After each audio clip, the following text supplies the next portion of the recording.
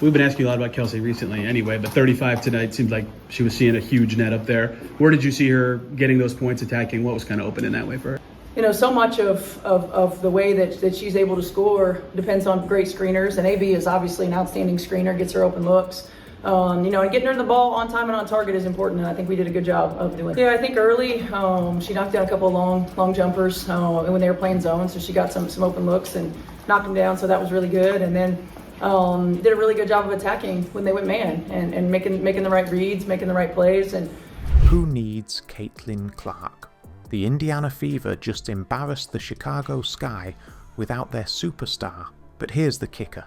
Kelsey Mitchell dropped 35 points, Sophie Cunningham broke her slump, and the Fever looked unstoppable on Barbie Night. How did they expose the Sky so badly? And is this team actually better without Clark? Stick around, the answers might shock you. Before we move on, I'd like to ask you a small favour.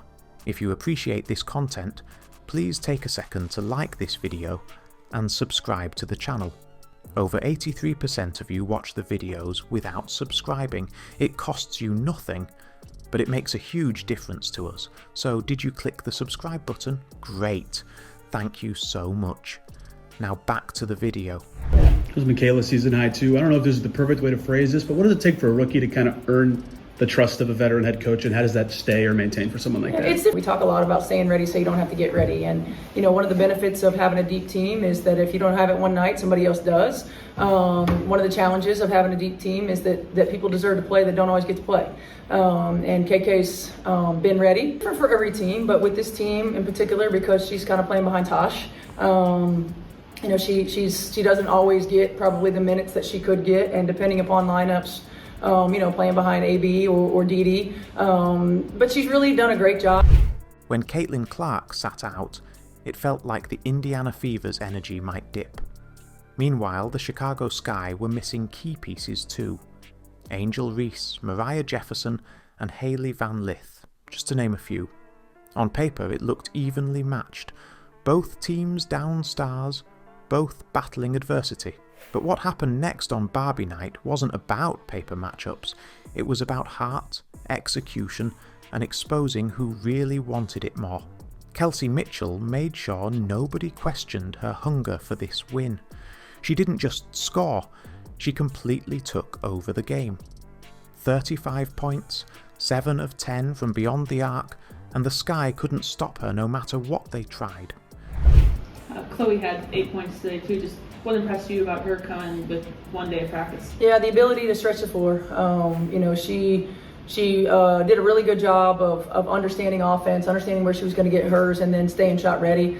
Sometimes you'll see us go small with Sophie or Lexi at the 4, and with Chloe on our roster right now, we don't have to do that. She has really good size, and she has that same ability to stretch the floor. I like how she was defensively too. She didn't allow any easy entry passes. But she just gives us a different look than any of our other post players. Mitchell hit step backs, fast break threes, and straight up dagger shots that sank any hope the Sky had of making it competitive. Chicago was scrambling, throwing help defenders her way, but nothing worked. Their defense looked lost, hesitant even, and it wasn't just bad luck. It was bad adjustments. The Fever kept feeding Mitchell, and she rewarded them by torching Chicago's defensive rotations time after time. What's wild is this isn't a one-off performance for Mitchell. Throughout the season, even without Clark there to draw attention, Mitchell has been a rock for this team. While so much narrative love has gone to Clark's rookie stardom, Mitchell's name hasn't been mentioned nearly enough for the consistency she's brought in big moments like this. Nights like these remind us she isn't just an excellent supporting piece. She's someone who can carry the load, no matter who is missing. And speaking of stepping up, Sophie Cunningham added her own chapter to this story. After struggling in her recent games, she finally broke her shooting slump, draining clutch threes when the Fever needed another spark. But what pushed her? It was Lexi Hall urging Cunningham in practice to snap out of the funk, turning their competitiveness into chemistry. That kind of push isn't just fun, it builds a culture where players like Cunningham find an extra gear when the stakes rise. With performances like these, it's clear the Fever have weapons everywhere, not just in 1 or 2 stars. Aliyah Boston didn't have her flashiest game, but what she did was just as important.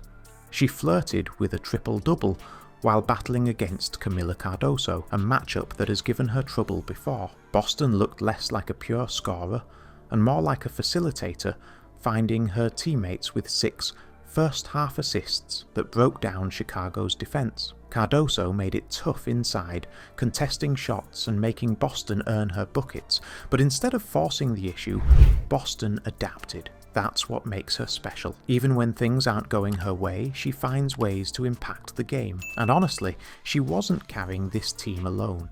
Natasha Howard had an off night, 0 points, 0 rebounds in just 12 minutes. But here's the thing, it didn't even matter. The Fever didn't blink. Their depth has grown to the point where they don't need one player to dominate for 40 minutes. Instead, they lean on everyone, whether it's Michaela Simpson stepping up with her confidence soaring, or someone totally new bringing energy. Speaking of new, let's talk about Chloe Beebe. The rookie just signed a 7-day contract, and she wasted no time making her mark. 8 points in just 10 minutes, including a couple of threes and solid defensive plays. That's huge for a player just trying to prove she belongs. What stands out here isn't just her performance, it's how the Fever have started strategically using these short-term signings to evaluate talent. They're being smarter, more patient, avoiding past mistakes like the Dana Evans situation where quick judgments didn't pay off. Now they're making sure every piece fits into the bigger picture. Even players like Michaela Simpson are showing that growth. She isn't just crashing the boards or making hustle plays anymore. Her offensive game looked crisp. That kind of improvement from role players signals one thing: a team culture that's built on constant development. And for the Fever, this culture isn't just helping them win now.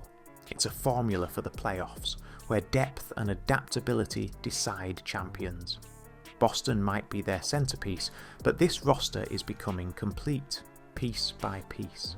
The Indiana Fever's dismantling of the Chicago Sky wasn't just a good night, it was a statement. Winning without Caitlin Clark showed this team is built to survive and thrive through adversity.